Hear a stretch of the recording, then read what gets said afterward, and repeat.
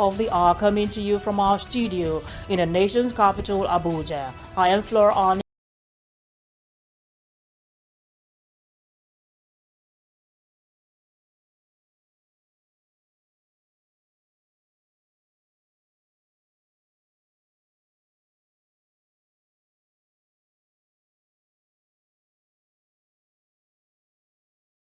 He urges the delegate to submit list of abandoned federal projects in Osun State. On the foreign scene, Israel carries out dozens of airstrikes across Syria. We begin with national matters. Germany's President Frank-Walter Steinmeier will arrive in Nigeria today for a three-day official visit, which will run until December 12, 2024. This was announced in a press release issued by the German embassy in Abuja on Monday. During his stay, Steinmeier will meet with key Nigerian leaders, including President Bola Tinubu and the President of the Economic Community of West African States Commission, Dr. Aliyu Touré. Steinmeier will discuss bilateral relations with Nigerian officials before traveling to Lagos. There he will engage with business representatives, visit a startup hub, and meet with prominent figures from Nigeria's cultural and civil society sectors, such as Dr. Nike Ogundaye and Professor Wole Soyinka. Now to security matters. The Chief of Army Staff, Lieutenant General Olufemi Oloyede, on Monday assured Nigerians that the Lakurawa terror group will soon be a thing of the past, citing ongoing joint operations with the armies of neighboring countries. Oluyede stated this while addressing State House correspondents after a closed-door meeting with President Bola Tinubu at the Aso Rock Villa, Abuja. Oloyede highlighted the importance of collaboration with neighboring countries to tackle the cross-border threat posed by the group. I'm here to reassure Mr. President that I will do my best to make Nigeria better in terms of security, and that I'm going to explore doing things maybe in a different way. Probably I'll get some other results that will make Nigeria better. That's my major aim of coming here. And to seek its support, which he's been doing over the years, and I expect he will support us to do better. Well, I actually visited two formations. That's the one in the Northwest, 8th Division, and the Theatre of Operations in the Northeast.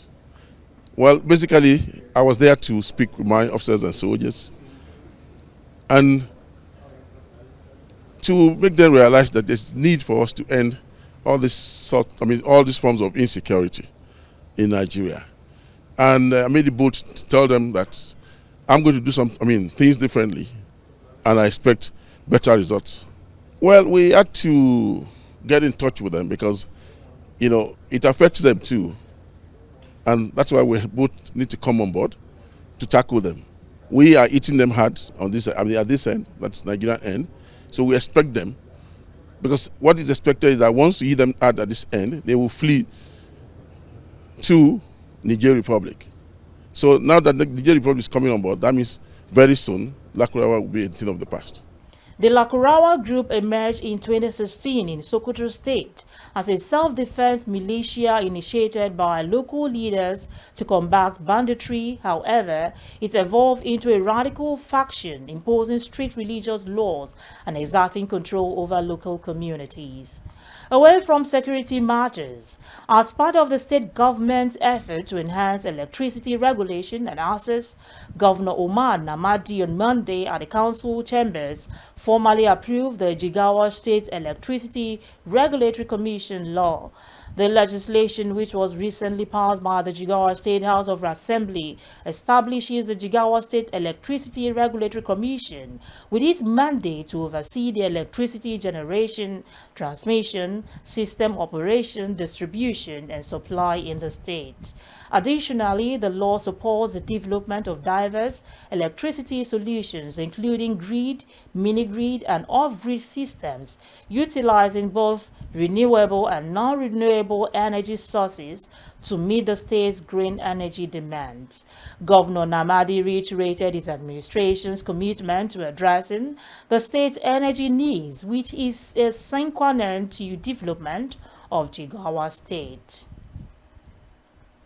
In Ondo State, the candidate of the People's Democratic Party in the November 16 governorship election in Ondo State, Agbola Ajayi, has challenged the outcome of the poll before the tribunal.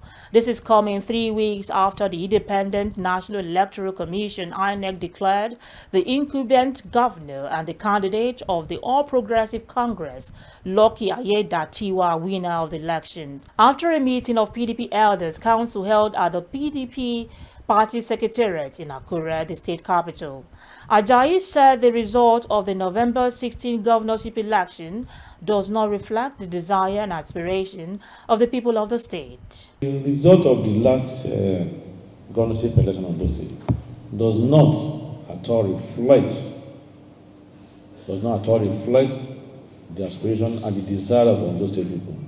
That was why you notice that after INEC declared Governor Ayedatiwa winner, no jubilation, everyone was sad.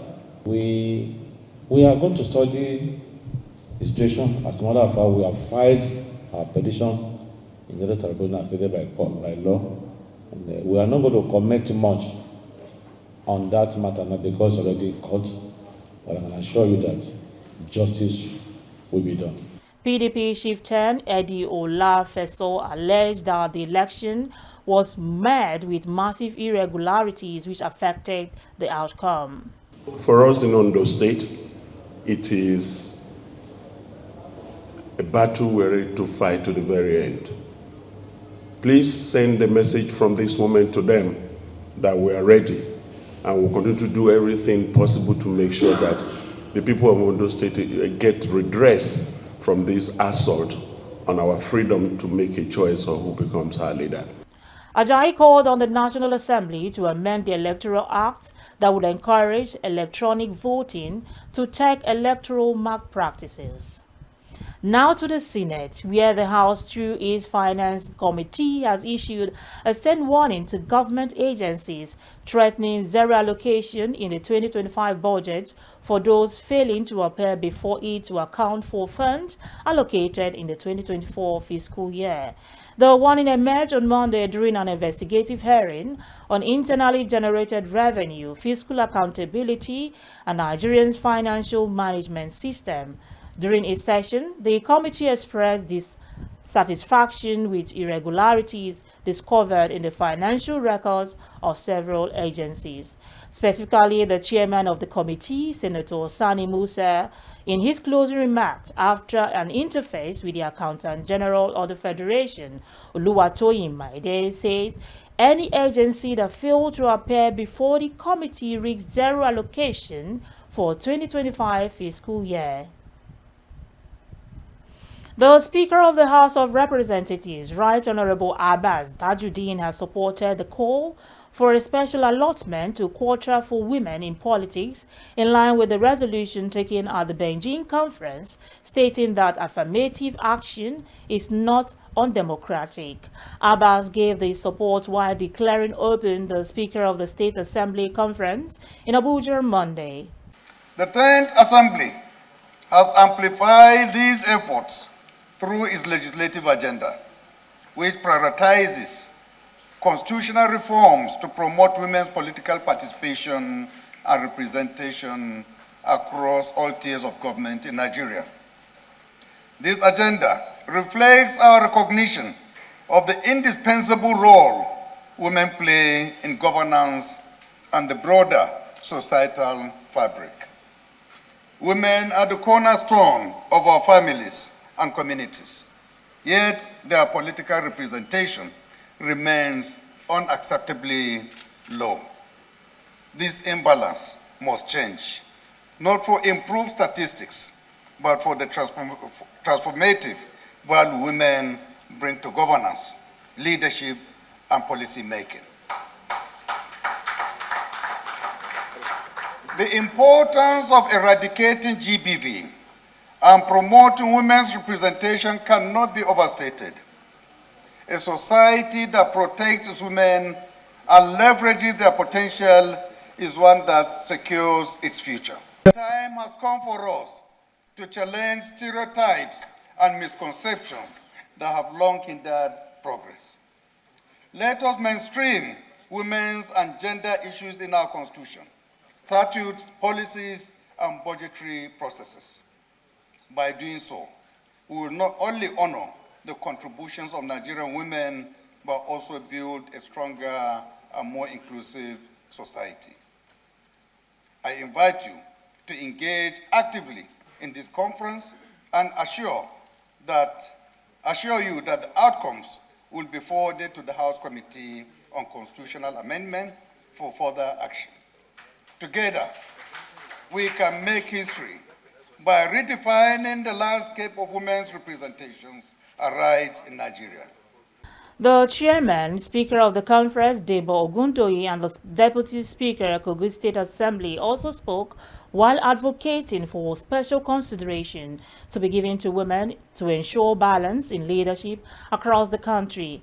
They also called for the sensitization of women at the grassroots levels. The call for temporary special measures, including gender quotas and reserved seats, is not just a step forward. It is a necessary stride forward, achieving a balanced and inclusive political landscape.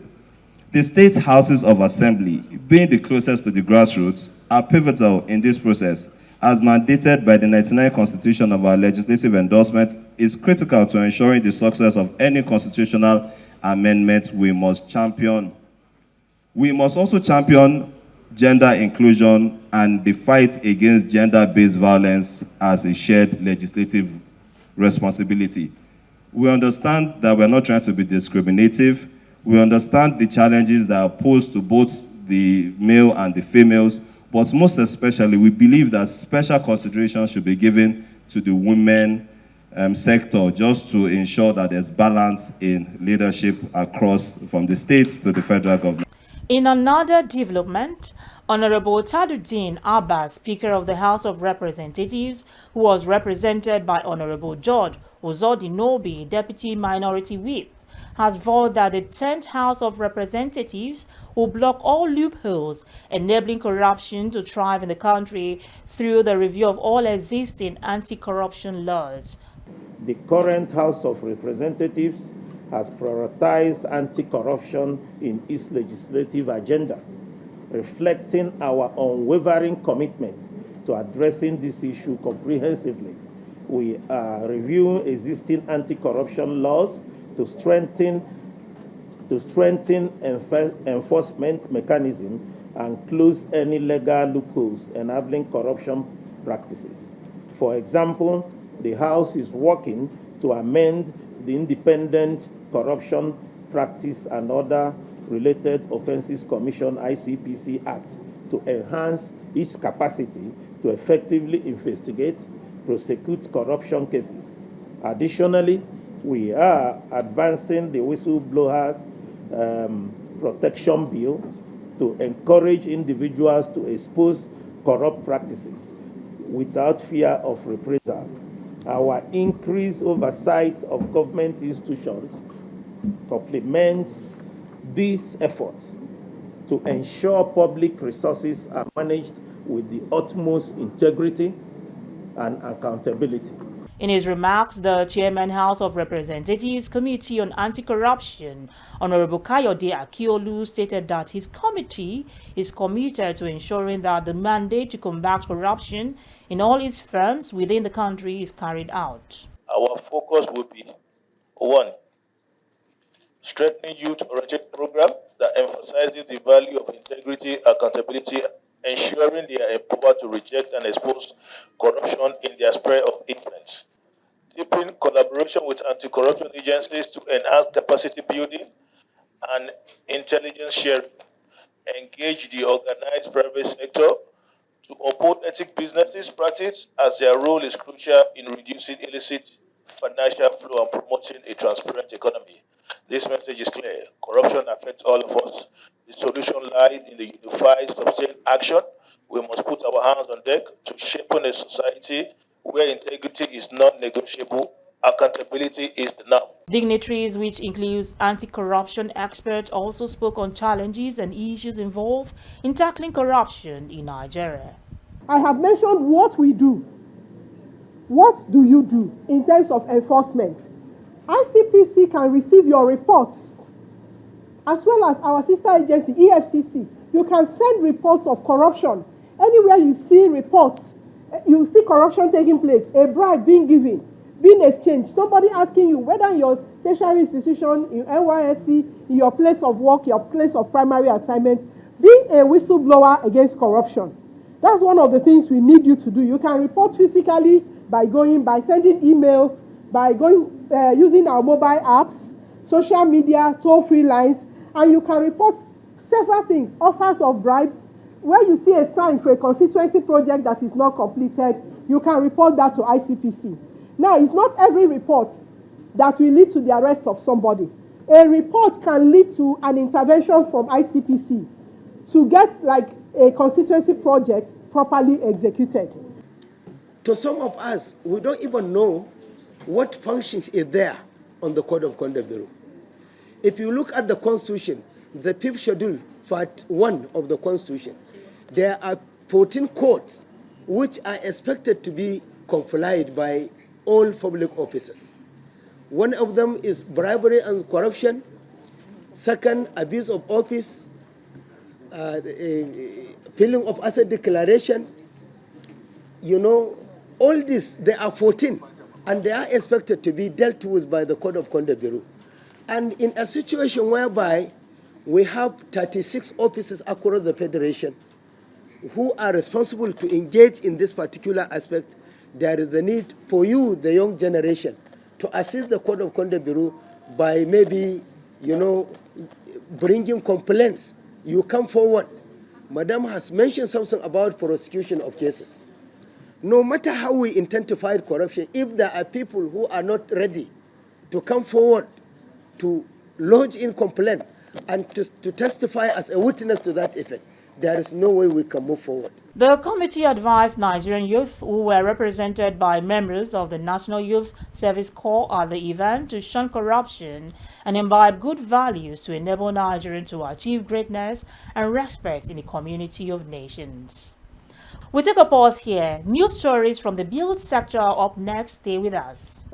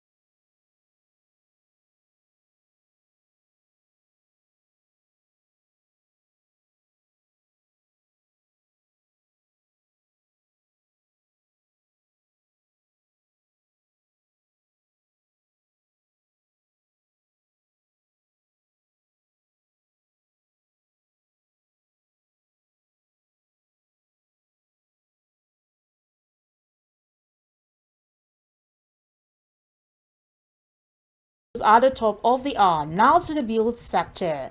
The Rivers State government has committed to collaborating with the Nigerian Institute of Buildings to tackle the issue of building collapses and curb quackery in the construction sector. The Commissioner for Fiscal Planning and Urban Development, Evans BP, voiced concerns over the recent surge in building collapses, attributing them to the use of substandard materials and negligence by engineers. He highlighted that property owners often contribute to this incident by cutting costs and prioritizing cheaper and unqualified labor.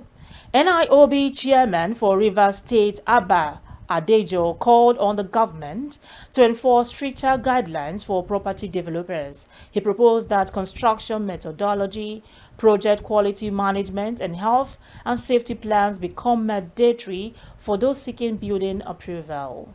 In Lagos State, the state government has officially commenced construction on the highly anticipated Ekpe Mixed Development Scheme and Labour City. Olakunle Aboyeji, General Manager of the New Towns Development Authority, during a stakeholders meeting held at the Ekpe Resort in the Ekpe Local Government Council, stated that the project was driven by the need to tackle significant contraventions and unregulated developments within Ekpe. The Permanent Secretary of the Lands Bureau, Kama Oluwasogo, encouraged the public to take ownership of the project, while the Chairman of the House Committee on Land Matters, Honorable Olayinka Kazeem, called for alignment with the development plan to ensure local residents are well informed and actively engaged. The proposed Ekpe development initiative is designed as both a site and service scheme and a private sector-led project aimed at addressing the rapid growth of unauthorized and haphazard development in the area. In a move to accelerate grassroots development in Osun State, the presidency has called on Governor Ademola Adeleke to compile a comprehensive list of abandoned federal government projects in the state to ensure their timely completion. The directive was issued during a town hall meeting on Monday that brought together diverse stakeholders, including residents, labor leaders, traders, market women, farmers, and journalists. The presidency underscored President Bola Tinubu's administration's commitment to addressing the needs of Nigerians, describing the meeting as a pivotal step in Osun's development agenda. To wrap up Housing TV news at the top of the hour, on the foreign scene, Syrian media reports say Israeli warplanes have carried out dozens of attacks across the country, including in the capital, Damascus. The UK-based Syrian Observatory for Human Rights said there were more than 100 strikes on military targets.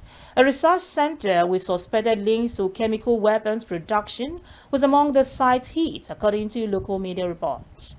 Israel says it is acting to stop weapons falling into the hands of extremists following the overthrow of the Assad regime. On Monday, the UN Secretary Council met to discuss the situation in the country following the downfall of President Bashar al-Assad and said they'll work on the statement in the coming days. That's the most we can take on Housing TV news at the top of the hour. Before we go, a quick recap of our top stories. German President arrives Nigeria today to meet Tinubu and others. Senate threatens non-performing agencies zero allocation in the 2025 budget. Chief of Army Staff says Lakurawa terrorists will soon become history. Presidency urges a delegate to submit list of abandoned federal projects in Osun State. On the foreign scene, Israel carries out dozens of airstrikes across Syria. For more housing news in the housing sector, subscribe to Housing TV Africa on YouTube and follow Housing TV on all social media platforms. Download the Housing TV Africa mobile app on Google Play Store and Apple Store to stay connected. I am Flora Ani. Bye for now.